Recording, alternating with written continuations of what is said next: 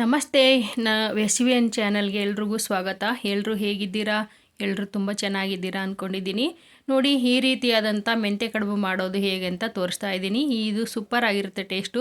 ಇದನ್ನು ನಮ್ಮ ಮನೇಲಿ ಎಲ್ಲರೂ ಮಕ್ಕಳು ಕೂಡ ತುಂಬ ಇಷ್ಟಪಟ್ಟು ತಿಂತಾರೆ. ಕೇಳಿ ಕೇಳಿ ಮಾಡಿಸ್ಕೊಂಡು ತಿಂತಾರೆ. ಈ ರೀತಿಯಾಗಿ ಮೆಂತ್ಯ ಕಡುಬು ಮಾಡೋದು ಹೇಗೆ ಅಂತ ನೋಡೋಣ. ಈ ಮೆಂತ್ಯ ಕಡುಬು ಮಾಡೋದಕ್ಕೆ ನನಗೆ ಎಷ್ಟು ಬೇಕೋ ಅಷ್ಟು ಗೋಧಿ ಹಿಟ್ಟನ್ನು ತೊಗೊಂಡಿದ್ದೀನಿ. ಈ ಗೋಧಿ ಹಿಟ್ಟಿಗೆ ನಾನು 2 ಟೇಬಲ್ ಸ್ಪೂನಷ್ಟು ಅಕ್ಕಿ ಹಿಟ್ಟು ಕೂಡ ಹಾಕ್ಕೊಂಡಿದ್ದೀನಿ. ಅಕ್ಕಿ ಹಿಟ್ಟು ಹಾಕೋದು ಅವಶ್ಯಕತೆ ಇಲ್ಲ. ನಾನು ಏನಕ್ಕೆ ಹಾಕ್ಕೊಂಡಿದ್ದೀನಿ ಅಂದರೆ, ಈ ಗೋಧಿ ನಮ್ಮ ಮನೆಯಲ್ಲಿ ಹೊಲದಲ್ಲಿ ಬೆಳೆದಿರುವಂಥ ಅಮ್ಮನ ಹೊಲದಲ್ಲಿ ಬೆಳೆದಿರೋ ಗೋಧಿ, ಇದು ನಾನೇ ಮಿಲ್ ಮಾಡಿಸಿ ತೊಗೊಂಬಂದಿದ್ದೀನಿ. ಇದು ತುಂಬ ಜಿಗಿಯಾಗಿದೆ. ಅದಕ್ಕೋಸ್ಕರ, ಜಿಗಿ ಅಂದರೆ ಅಂಟು ಅಂತಾರಲ್ವ, ಅದು ಅಂಟು ಸ್ವಲ್ಪ ಕಡಿಮೆ ಆಗಲಿ ಅಂತ ನಾನು 2 ಸ್ಪೂನಷ್ಟು ಅಕ್ಕಿ ಹಿಟ್ಟನ್ನು ಹಾಕ್ಕೊಂಡಿದ್ದೀನಿ. ಇದೇ ಹಿಟ್ಟಿಗೆ ಒಂದು ರುಚಿಗೆ ಬೇಕಾಗುವಷ್ಟು ಉಪ್ಪು, ಅರ್ಧ ಟೀ ಸ್ಪೂನಷ್ಟು ಒಣಖಾರ ಮತ್ತು ಜೀರಿಗೆ ಕೂಡ ಹಾಕ್ಕೊಂಡು ಚಪಾತಿಗಿಂತ ಸ್ವಲ್ಪ ಗಟ್ಟಿಯಾಗಿ ಆ ಹದಕ್ಕೆ ಕಲಿಸ್ಕೊಂಡು ಇಟ್ಕೊಂಡಿದ್ದೀನಿ. ನೋಡಿ, ಈ ಹದಕ್ಕೆ ಕಲಸಿ ಇಟ್ಕೊಂಡಿದ್ದೀನಿ. ಇವಾಗ ಗಟ್ಟಿ ಅನಿಸುತ್ತಲ್ವ, ಇದು ನೆಂದಾದ ನಂತರ ತುಂಬ ತೆಳು ಥರ ಆಗುತ್ತೆ ಇದು ಹಿಟ್ಟು. ನಮ್ಮ ಮನೇಲಿ ಇರೋ ಹಿಟ್ಟು, ಅದಕ್ಕೋಸ್ಕರ ಸ್ವಲ್ಪ ಗಟ್ಟಿ ಅನ್ನೋ ಥರ ನಾದಿ ಬಿಟ್ಟು ಇಟ್ಕೊಂಡಿದ್ದೀನಿ. ಇದನ್ನು ಅದಕ್ಕಿದೆ ನೋಡಿ ಹಿಟ್ಟು. ಇದನ್ನು ಸ್ವಲ್ಪ ಒಂದು ಪ್ಲೇಟ್ ಮುಚ್ಚಿ ಒಂದು 10 ನಿಮಿಷ ನೆನೆಯೋದಕ್ಕೆ ಬಿಟ್ಟು ನಂತರ ಮಾಡಿದ್ರೆ ಚೆನ್ನಾಗಿರುತ್ತೆ. ಒಂದು ಮುಚ್ಚಳ ಮುಚ್ಚಿ ನೆನೆಯೋಕೆ ಬಿಟ್ಟಿದ್ದೀನಿ. ಇದು ಮೆಂತ್ಯ ಸೊಪ್ಪು, 2 ಕಟ್ಟಷ್ಟು ಮೆಂತ್ಯ ಸೊಪ್ಪಿದೆ. ದೊಡ್ಡ ಕಟ್ಟು ಗೊತ್ತಲ್ವಾ, ದೊಡ್ಡದಾದಂಥ 2 ಕಟ್ಟು ಮೆಂತ್ಯ ಸೊಪ್ಪನ್ನು ಬಿಡಿಸ್ಕೊಂಬಿಟ್ಟು ನೀರಲ್ಲಿ 3ರಿಂದ 4 ಸರ್ತಿ ತೊಳೆದಿದ್ದೀನಿ ನಾನು. ಯಾಕೆಂದರೆ ಮಳೆ ಕಡಿಮೆ ಇದೆ ಅಲ್ವಾ, ಸ್ವಲ್ಪ ಹುಳ ಆ ಥರ ಜಾಸ್ತಿ ಇರುತ್ತೆ. ತೊಳೆದಂಗೆಲ್ಲ ಕೊಳೆ ಬರ್ತಾಯಿತ್ತು. ಅದಕ್ಕೆ 4 ಸರ್ತಿ ತೊಳೆದಿದ್ದೀನಿ. ಇದನ್ನು ತೊಳೆದು ನೀರೆಲ್ಲ ಹೋದ ನಂತರ ಕಾಟನ್ ಬಟ್ಟೆ ಮೇಲೆ ಹಾಕ್ಕೊಂಡಿದ್ದೀನಿ. ಯಾಕೆಂದರೆ ಇನ್ನೂ ನೀರಿನ ಅಂಶ ಇರ್ತದೆ, ಎಲ್ಲ ಹೋಗಲಿ ಅಂತ. ಅಷ್ಟರಲ್ಲೇ ನೋಡಿ, ಇದು ಹಿಟ್ಟು ನೆಂದಾಗಿದೆ. ಈ ಹಿಟ್ಟನ್ನು ನಾನು ಮೆಂತ್ಯ ಸೊಪ್ಪಿನ ನೀರೆಲ್ಲ ಇಳ್ಕೊಳ್ಳೋಷ್ಟರಲ್ಲಿ ಕಡುಬುಗಳನ್ನು ರೆಡಿ ಮಾಡ್ಕೊತಾ ಇದ್ದೀನಿ. ಹಿಟ್ಟು ನೆಂದಾಗಿದೆಯಲ್ಲ, ಕೈಗೆ ಸ್ವಲ್ಪ ಎಣ್ಣೆ ಹಚ್ಕೊಂಡ್ಬಿಟ್ಟು ಈ ರೀತಿ ಸ್ವಲ್ಪ ಹಿಟ್ಟನ್ನು ತಗೊಂಡು ಉದ್ದಕ್ಕೆ ಮಾಡ್ಕೊಂಬಿಟ್ಟು ಚಿಕ್ಕದಾಗಿ ಕಟ್ ಮಾಡ್ಕೋಬೇಕು. ಇದನ್ನು ಈ ರೀತಿ ಉದ್ದ ಮಾಡಿಕೊಂಡು ನೋಡಿ, ಈ ರೀತಿ ಸ್ವಲ್ಪ ಮಾತ್ರ ಹಿಟ್ಟು ತೊಗೊಂಡು ಈ ರೀತಿ ರೌಂಡ್ ಮಾಡಿ ಈ ಥರ ಪ್ರೆಸ್ ಮಾಡಿ ಈ ಥರ ಮಾಡ್ಕೋಬೇಕು. ಎಲ್ಲ ಹಿಟ್ಟನ್ನು ಇದೇ ರೀತಿ ಮಾಡ್ಕೋಬೇಕು. ಇದು ಟೈಮ್ ಇದ್ದಾಗ ಮಾಡ್ಕೊಳ್ಳಿ. ಈ ರೆಸಿಪಿ ಏನಂದರೆ ಬೆಳಗ್ಗೆ ಟಿಫನ್ಗೂ ಮಾಡ್ಕೋಬೋದು. ಟೈಮ್ ಇದೆ, ಜಾಸ್ತಿ ಜನ ಇದ್ದಾರೆ ಮಾಡೋರು ಅನ್ನೋರು ನೋಡಿ ಈ ರೀತಿಯಾಗಿ ಮಾಡ್ಕೋಬೇಕು. ಕಡುಬನ್ನು ಎಲ್ಲ ಕಡುಬುಗಳನ್ನು ಮಾಡಿ ಇಟ್ಕೊಂಡಾಗಿದೆ. ಇನ್ನು ಸ್ವಲ್ಪ ಮಾತ್ರ ಉಳ್ಕೊಂಡಿದೆ ಮಾಡೋದು. ಇಷ್ಟು ಉಳ್ಕೊಂಡಿದೆ. ಅಷ್ಟರಲ್ಲಿ ನಾನು ಸ್ವಲ್ಪ ಬೇಯೋದಕ್ಕೆ ಇಟ್ಬಿಡ್ತೀನಿ. ನೋಡಿ, ಒಂದು ಪಾತ್ರೆ ತೊಗೊಂಡು 1 ಲೀಟ್ರಷ್ಟು ನೀರು ಕಾಯೋದಕ್ಕೆ ಇಟ್ಟಿದ್ದೀನಿ. ಅದು ನೀರು ಕಾಯ್ದು ಬಿಟ್ಟಿದೆ. ಕುದಿಬೇಕಾದ್ರೆ ಹಾಕಬೇಕು ಈ ಕಡುಬುಗಳನ್ನು. ಅಂಟ್ಕೊಂಡಿದೆಯಲ್ವ ಕಡುಬುಗಳು, ಬಿಸಿನೀರಲ್ಲಿ ಹಾಕಿದ ತಕ್ಷಣ ಅದು ಸ್ವಲ್ಪ ಹೊತ್ತು ಹಾಗೆ ಬಿಡಬೇಕು. ಕೈ ಆಡೋಂಗಿಲ್ಲ, ಮಿಕ್ಸ್ ಮಾಡೋಂಗಿಲ್ಲ. ಮಿಕ್ಸ್ ಮಾಡದೆ ಹಾಗೆ ಬಿಟ್ಟರೆ ಅಂಟ್ಕೊಂಡ್ರೆ ಎಲ್ಲನೂ ಬಿಟ್ಕೊಳ್ಳುತ್ತೆ ಕಡುಬುಗಳು. ಕುದಿಯೋಕ್ಕೆ ಸ್ಟಾರ್ಟ್ ಆದ ನಂತರ ಒಂದಕ್ಕೊಂದು ಅಂಟ್ಕೊಳ್ಳೋದಿಲ್ಲ, ಬಿಟ್ಕೊಂಡ್ಬಿಡುತ್ತೆ ಎಲ್ಲನೂ. ಅಂಟ್ಕೊಂಡಿದೆ ಅನ್ನೋ ಟೆನ್ಷನ್ ಏನು ಬೇಡ. ಒಂದೇ ಮುದ್ದೆ ಥರ ಇತ್ತಲ್ವ ಆಗಬೇಕಾದ್ರೆ ನೋಡಿ, ಕುದಿ ಹತ್ತಿದ ನಂತರ ಹೇಗೆ ಬಿಟ್ಕೊಂಡಿದೆ ನೋಡು ಒಂದಕ್ಕೊಂದು. ನಾನು ಎಲ್ಲ ಕಡುಬುಗಳು ಹಾಕ್ಕೊಂಡಿಲ್ಲ, ಅರ್ಧ ಮಾತ್ರ ಹಾಕ್ಕೊಂಡಿದ್ದೀನಿ. ಒಟ್ಟಿಗೆ ಹಾಕಿದರೆ ತಣ್ಣಗಾಗಿಬಿಟ್ಟು ಮುದ್ದೆ ಥರ ಅಂಟ್ಕೊಳ್ಳೋ ಚಾನ್ಸಸ್ ಇರುತ್ತೆ. ಅರ್ಧ ಹಾಕಿ ಆ ಅರ್ಧ ಕುದಿಯೋದಕ್ಕೆ ಸ್ಟಾರ್ಟ್ ಆದ ನಂತರ ಇನ್ನೂ ಉಳಿದಿರೋ ಅರ್ಧ ಕೂಡ ಹಾಕ್ಕೊಳ್ತೀನಿ. ಕುದಿಯೋಕ್ಕೆ ಸ್ಟಾರ್ಟ್ ಆಗಿದೆಯಲ್ವ, ಮತ್ತು ಇವಾಗ ಇನ್ನು ಉಳಿದಿರುವಷ್ಟು ಕೂಡ ಹಾಕ್ತೀನಿ. ನೋಡಿ ಹೇಗೆ ಅಂಟ್ಕೊಂಡಿದೆ. ಆದರೂ ಅದು ಬಿಟ್ಕೊಳುತ್ತೆ ಎಲ್ಲನೂ ಕುದಿಯೋಕ್ಕೆ ನೀರಲ್ಲಿ ಹಾಕಿದ ತಕ್ಷಣ. ಅಷ್ಟೂ ಹಾಕಿ 10 ಮಿನಿಟ್ಸು ಬೇಯಿಸ್ಬೇಕು ಇದನ್ನು ನೀರಲ್ಲಿ. ಕುದಿಯೋಕ್ಕೆ ಸ್ಟಾರ್ಟ್ ಆದ ನಂತರ ಈ ರೆಸಿಪಿ ತುಂಬ ಇಷ್ಟ ಆಗುತ್ತೆ. ತುಂಬ ಟೇಸ್ಟಿಯಾಗಿ ಕೂಡ ಇರುತ್ತೆ ತಿನ್ನೋದಕ್ಕೆ. ನೀವು ಒಂದು ಸತಿ ಮಾಡಿ ನೋಡಿ. ನಮ್ಮ ಚಾನಲ್ನ ಸಬ್ಸ್ಕ್ರೈಬ್ ಮಾಡಿಕೊಂಡು ಈ ರೆಸಿಪಿ ಇಷ್ಟ ಆದರೆ ಕಮೆಂಟ್ ಮೂಲಕ ಒಂದು ಕಮೆಂಟ್ ಕೂಡ ಮಾಡಿ ನನಗೆ. ನೋಡಿ, ಒಂದಕ್ಕೊಂದು ಅಂಟ್ಕೊಂಡಿಲ್ಲ, ಬಿಟ್ಕೊಂಡಿದೆ ನೋಡಿ. ಇವಾಗ ಅದು ಏನಾರು ಅಂಟ್ಕೊಂಡಿರೋದಿದ್ರೆ ಪಾತ್ರೆಗೆ ಸ್ಪೂನಿಂದ ಈ ಥರ ಪ್ರೆಸ್ ಮಾಡಿದ್ರೆ ಬಿಟ್ಕೊಂಡ್ಬಿಡುತ್ತೆ. ಅದು 10 ನಿಮಿಷ ಬೇಯೋಷ್ಟರಲ್ಲಿ ತೊಳೆದಿಟ್ಕೊಂಡಿರುವಂಥ ಸೊಪ್ಪನ್ನು ನಾನು ಕಟ್ ಮಾಡ್ಕೊತೀನಿ. ಈ ರೀತಿಯಾಗಿ ಹಿಡಿಯಾಗಿ ಹಿಡ್ಕೊಂಬಿಟ್ಟು ಸೀಸರ್ ತೊಗೊಂಡು ಈ ರೀತಿ ಕಟ್ ಮಾಡ್ಕೊತೀನಿ. ಈ ಸೊಪ್ಪನ್ನು ಏನಕ್ಕೆ ಕಟ್ ಮಾಡ್ಕೊತಿದ್ದೀನಿ ಅಂದರೆ, ಎಲ್ಲ ಕಡುಬುಗಳಿಗೂ ಅಂಟ್ಕೊಳುತ್ತೆ ಈ ಥರ ಚಿಕ್ಕದಾಗಿ ಕಟ್ ಮಾಡಿಕೊಂಡ್ರೆ.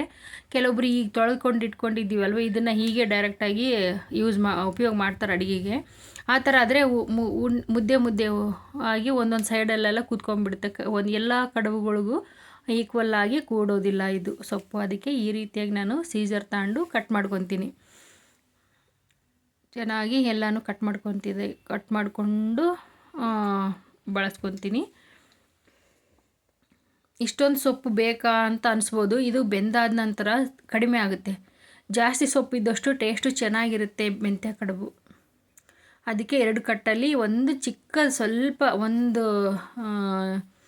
ಸ್ವಲ್ಪ ಮಾತ್ರ ಎತ್ತಿಟ್ಕೊಂಡಿದ್ದೀನಿ ನಾನು ಬೇಳೆ ಸಾರಿಗೆ ಹಾಕೋದಕ್ಕೆ. ನೋಡಿ ಇಷ್ಟ ಆಗಿದೆ ಎರಡೂ, ಎಲ್ಲನೂ ಕಟ್ ಮಾಡ್ಕೊಂಡ ನಂತರ ಇಷ್ಟ ಆಗಿದೆ ಮೆಂತ್ಯ ಸೊಪ್ಪು. ಈ ರೀತಿಯಾಗಿ ಚಿಕ್ಕದಾಗಿ ಕಟ್ ಮಾಡ್ಕೊಂಡು ಇಟ್ಕೊಂಡಿದ್ದೀನಿ ನಾನು. ಇವಾಗ ಮೆಂತ್ಯ ಕಡುಬು ಬೆಂದಿದೆಯಾ ನೋಡೋಣ. ನೋಡಿ ಇದು ಬೆಂದಾಗಿದೆ. ಇದನ್ನು ನೀರಿಂದ ಸಪ್ರೇಟ್ ಮಾಡಿಕೊಂಡು ತೆಗೆದುಕೊಳ್ತೀನಿ. ಇದನ್ನು ಸಪ್ರೇಟ್ ಮಾಡಾದ ನಂತರ ಮತ್ತೆ ಒಂದು ಪಾತ್ರೆ ತೊಗೊಂಡ್ಬಿಟ್ಟು 2ರಿಂದ 3 ಟೇಬಲ್ ಸ್ಪೂನ್ನಷ್ಟು ಎಣ್ಣೆ ಹಾಕ್ಕೊಳ್ತಾ ಇದ್ದೀನಿ. ಇದಕ್ಕೆ ಸ್ವಲ್ಪ ಎಣ್ಣೆ ಜಾಸ್ತಿ ಇದ್ದರೆ ಚೆನ್ನಾಗಿರುತ್ತೆ, ಮೆಂತ್ಯ ಕಡುಬು ಅಲ್ವಾ. ಇದಕ್ಕೆ ಒಂದು 3 ಟೇಬಲ್ ಸ್ಪೂನ್ ಬೇಕಾದರೂ ಹಾಕ್ಕೋಬೋದು. ಇದು ಎಣ್ಣೆ ಕಾಯ್ದಾದ ನಂತರ 1 ಟೀ ಸ್ಪೂನು ಸಾಸಿವೆ ಕೂಡ ಹಾಕ್ಕೊಳ್ತಾ ಇದ್ದೀನಿ. ಸಾಸಿವೆ ಹಾಕ್ಕೊಂಡಾದ ನಂತರ ಜೀರಿಗೆ ಹಾಕ್ಕೊಂಡು 1 ಹಿಡಿಯಷ್ಟು ಕರಿಬೇವು ಸೊಪ್ಪು ಹಾಕ್ಕೊತಾ ಇದ್ದೀನಿ. ಎಲ್ಲನೂ ಚೆನ್ನಾಗಿರುತ್ತೆ ಜಾಸ್ತಿ ಹಾಕಿದರೆ. ಇದು 2 ಗೆಡ್ಡೆ ಬೆಳ್ಳುಳ್ಳಿ ಬಿಡಿಸ್ಕೊಂಡು ಲೈಟಾಗಿ ಕ್ರಷ್ ಮಾಡ್ಕೊಂಡಿದ್ದೀನಿ. ಹಾಗೆ ಹಾಕ್ಕೊಂಡ್ರೆ ಘಮ ಚೆನ್ನಾಗಿ ಬರಲ್ಲ. ಸ್ವಲ್ಪ ಲೈಟಾಗಿ ಕ್ರಷ್ ಮಾಡಿದ್ರೆ ಘಮ ಚೆನ್ನಾಗಿ ಬರುತ್ತೆ ಅಂತೇಳಿ ಕ್ರಷ್ ಮಾಡ್ಕೊಂಡಿದ್ದೀನಿ. ಎಲ್ಲನೂ ಸ್ವಲ್ಪ ಫ್ರೈ ಆಗಬೇಕು. ಇದು ಫ್ರೈ ಆದ ನಂತರ ಎಷ್ಟು ಮೆಂತ್ಯ ಸೊಪ್ಪು ತೊಗೊಂಡಿದ್ದೀನೋ ಅಷ್ಟು ಕೂಡ ಹಾಕ್ಕೊಳ್ಬೇಕು. ಫ್ರೈ ಆಗ್ತಾ ಬಂದಿದೆ. ಇವಾಗ ರೆಡಿ ಮಾಡಿ ಇಟ್ಕೊಂಡಿರುವಂಥ ಮೆಂತ್ಯ ಸೊಪ್ಪನ್ನು ಹಾಕ್ಕೊಳ್ತಾ ಇದ್ದೀನಿ. ಇಷ್ಟು ನೋಡಿ, ಒಂದು ಪಾತ್ರೆ ತುಂಬ ಅಷ್ಟು ಆಗಿದೆ ನೋಡಿ. ಇಷ್ಟೂ ಹಾಕ್ಕೊಳ್ತಾ ಇದ್ದೀನಿ ನಾನು.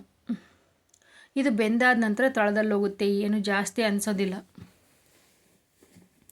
ಇದು ಪಾತ್ರೆ ಚಿಕ್ಕದು ಅನ್ನಿಸ್ತು, ಅದಕ್ಕೆ ಬೇರೆ ಪಾತ್ರೆಗೆ ಹಾಕ್ಕೊಂಡೆ ಇದ್ದೀನಿ ನಾನು. ಯಾಕೆಂದರೆ ಕಡುಬು ಎಲ್ಲ ಹಾಕಿದ ನಂತರ ಮಿಕ್ಸ್ ಮಾಡೋಕ್ಕೆ ಕಷ್ಟ ಆಗುತ್ತೆ, ಚೆಲ್ಲೋಗುತ್ತೆ, ಸೈಡಲ್ಲೆಲ್ಲ ಬೀಳುತ್ತೆ ಅಂತೇಳಿ ಬೇರೆ ಪಾತ್ರೆಗೆ ಹಾಕ್ಕೊಂಡು ಬೇಯಿಸ್ಕೊತಾ ಇದ್ದೀನಿ.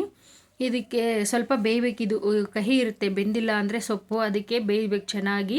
ನೋಡಿ ಇದು ಬೆಂದಾಗಿದೆ ಅಲ್ವಾ, ಇಷ್ಟು ಬೆಂದಿದೆ. ಎಷ್ಟೊಂದು ಸೊಪ್ಪಿತ್ತು, ಇಷ್ಟು ಕಡಿಮೆ ಆಗಿದೆ ನೋಡಿ. 2 ಕಟ್ಟು ಸೊಪ್ಪು ಅಂತ ಗೊತ್ತೇ ಆಗೋದಿಲ್ಲ, ಅಷ್ಟು ಕಡಿಮೆ ಆಗಿದೆ. ಇದಕ್ಕೇನೆ ಇವಾಗ ಅರ್ಧ ಟೀ ಸ್ಪೂನ್ನಷ್ಟು ಅರಿಶಿಣ ಪುಡಿ, ರುಚಿಗೆ ಎಷ್ಟು ಬೇಕಷ್ಟನ್ನು ಉಪ್ಪು ಹಾಕ್ಕೊತೀನಿ.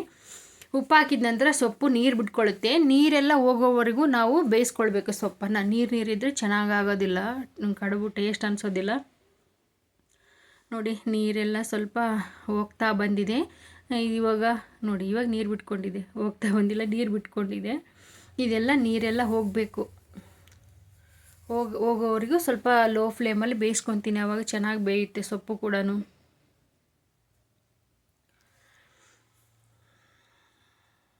ಇವಾಗೆಲ್ಲನೂ ಬೆಂದಿಯಾಗಿದೆ ನೋಡಿ, ನೀರೆಲ್ಲ ಕಡಿಮೆ ಆಗಿದೆ. ಇವಾಗ ರುಚಿಗೆ ಎಷ್ಟು ಬೇಕೋ ಅಷ್ಟು ಒಣಮೆಣಸಿನ್ಕಾಯಿ ಪೌಡ್ರನ್ನ ಹಾಕ್ಕೊಳ್ತಾ ಇದ್ದೀನಿ. 1 ಟೀ ಸ್ಪೂನಷ್ಟು ಹಾಕ್ಕೊತೀನಿ, ಯಾಕೆಂದರೆ ಗೋಧಿ ಹಿಟ್ಟಲ್ಲಿ ಕೂಡ ಒಂದು ಅರ್ಧ ಟೀ ಸ್ಪೂನ್ ಹಾಕಿದ್ದೀನಿ. ಇಲ್ಲೇ ಅರ್ಧ ಟೀ ಸ್ಪೂನ್, ಇದು ಚಿಕ್ಕ ಸ್ಪೂನ್ ಅಲ್ವಾ, 1 ಸ್ಪೂನಷ್ಟು, 2 ಸ್ಪೂನ್ ಹಾಕಿದ್ರೆ 1 ಟೀ ಸ್ಪೂನ್ ಆಗುತ್ತೆ. ಇದು 1 ಟೀ ಸ್ಪೂನಷ್ಟು ಒಣ ಖಾರ ಹಾಕ್ಕೊಂಡಿದ್ದೀನಿ. ಚೆನ್ನಾಗಿ ಮಿಕ್ಸ್ ಮಾಡ್ಕೋಬೇಕು, ಅದು ಖಾರ ಘಾಟ ಹೋಗೋವರೆಗೂ ಬೇಯಬೇಕು. ಮತ್ತು ಅದಾದ ನಂತರ ಅರ್ಧ ಟೀ ಸ್ಪೂನಷ್ಟು ಬೆಲ್ಲ ಕೂಡ ಹಾಕ್ಕೊತೀನಿ. ಆಪ್ಷನಲ್ ಬೆಲ್ಲ, ಯಾಕೆ ಅಂದರೆ ಅದು ಕಹಿ ಇರುತ್ತಲ್ವಾ. ಈ ನೋಡಿ, ಕಡುಬು ಬೇಯಿಸಿಟ್ಕೊಂಡಿರೋದು ಈ ರೀತಿ ಆಗಿದೆ. ಇವಾಗ ಬೆಲ್ಲ ಹಾಕ್ಕೊಳ್ತಾ ಇದ್ದೀನಿ.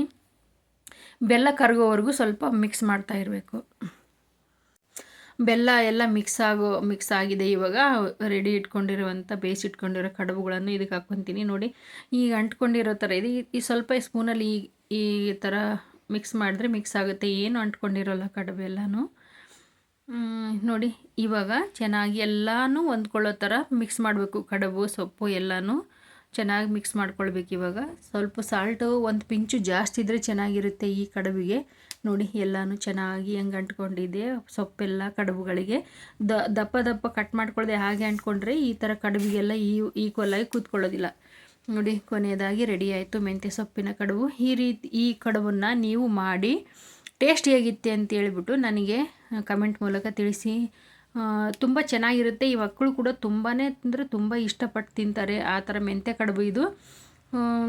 ನೀವು ಕೂಡ ಮಾಡಿ ಯಾವ ಥರ ಬಂತು ಅಂತೇಳ್ಬಿಟ್ಟು ನನಗೆ ಕಮೆಂಟ್ ಮೂಲಕ ತಿಳಿಸಿ. ನಮ್ಮ ಚಾನಲ್ನ ಯಾರು ಸಬ್ಸ್ಕ್ರೈಬ್ ಮಾಡದೆ ನೋಡ್ತಾ ಇದ್ದರೆ ಸಬ್ಸ್ಕ್ರೈಬ್ ಮಾಡ್ಕೊಳ್ಳಿ. ಹಾಗೆ ಥ್ಯಾಂಕ್ ಯು ವಿಡಿಯೋ ನೋಡೋದಕ್ಕೆ. Bye friends.